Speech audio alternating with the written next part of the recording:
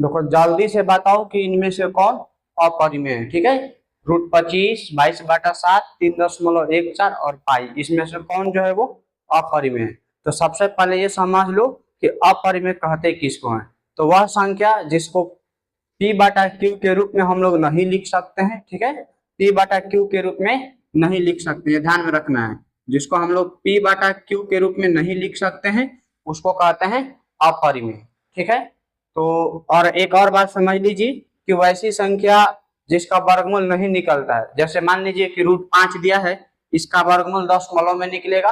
तो इस प्रकार की जो भी संख्या है जिसका वर्गमूल जो होता है वो दशमलव में, क्योंकि कभी अंत ही नहीं होता है, तो ऐसी सभी संख्याएं जो है वो अपरिमेय कहलाती हैं। लेकिन वैसी संख्या जिसका वर्गमूल निकल सकता है, जैसे √4, इसका वर्गमूल हो जाएगा 2। अगर मान लीजिए कि √100 दिया है तो इसका वर्गमूल हो जाएगा 10।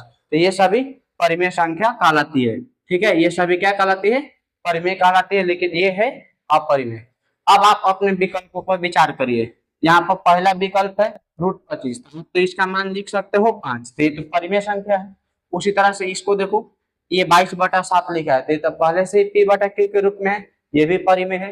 3.14 है, इसको भी आप बटा के रूप में लिख ही सकते हैं, तो ये भी क्या है, परिमेय है। अब रह गई बात पाई की, तो जब ये सभी के सभी परिमेय है तो जरूर वो अपरिमेय होगा। एक और बात ध्यान में रखना है कि जो पाई का मान होता है वो अनलिमिटेड होता है। ठीक है, वो अभी तक असंख्य निकाला जा चुका है सुपर कंप्यूटर के मान से, लेकिन कभी उसका अंत नहीं हुआ है।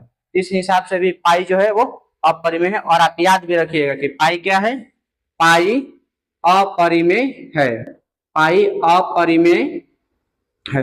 ये बार बार परीक्षा में आ जाता है। ठीक है, कभी पाई रहेगा, पाई/2 रहेगा, पाई/3 रहेगा, 5 पाई रहेगा, कुछ भी रहेगा, इसके साथ जोड़ घटा गुणा भाग के रूप में, वे सभी है अपरिमेय। ठीक है, यहाँ पर ध्यान रखिएगा कि 22/7 3.14 पाई का ही मान होता है।